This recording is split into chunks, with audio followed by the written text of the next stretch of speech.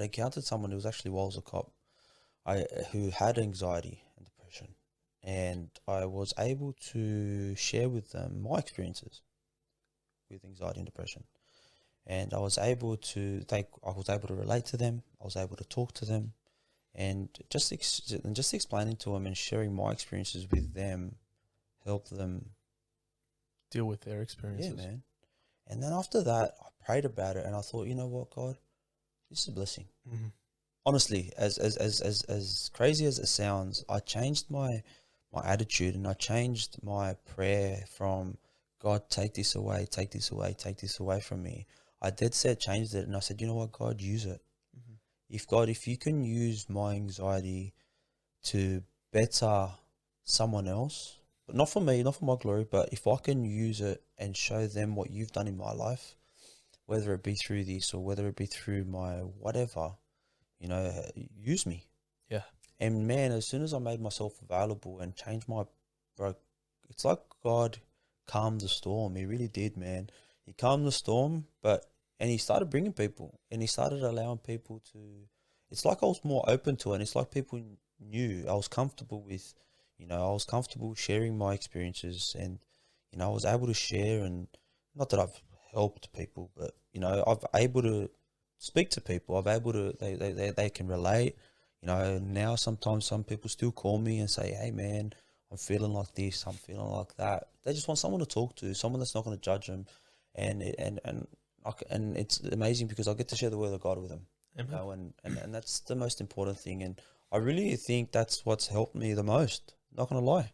Is realize that it can be used for something. Yeah, man. It can be used to God's glory. Like, we always think, especially I did it. I always love saying, God, why? Why'd you curse me with this? Why am I cursed with this disease? Yeah. It really was as a blessing. God allowed me to have this. He didn't curse me. He allowed me to have something to be able to help others, I suppose. Yeah. And sorry, bro, you got me with that story. Because I was just paralleling what he did with me. When I got into that car accident, it was rough. It wasn't easy, and I went through a period of PTSD, depression, and anxiety, and just seeing that whole situation for what it was and what was going on. And there were nights of terror, man, like just not being able to go to sleep till 4 a.m. and whatever it was. But again, mindset. I remember the first night in the ICU, and I laid there and I just looked up at the fluorescent lights in the ceiling, and I said, and I tried to reach my phone. I couldn't reach it. I wanted just to talk to someone. No nurse was in the room, nothing. I had tubes going down my throat, and it was one of those moments of like, I can't do anything. I'm complete. I cannot talk to anyone but God. And I remember lying there and just telling him the whole story, letting him know what happened at the accident, what I was feeling, what was going on. But then also saying to him, I don't want this to be my sob story.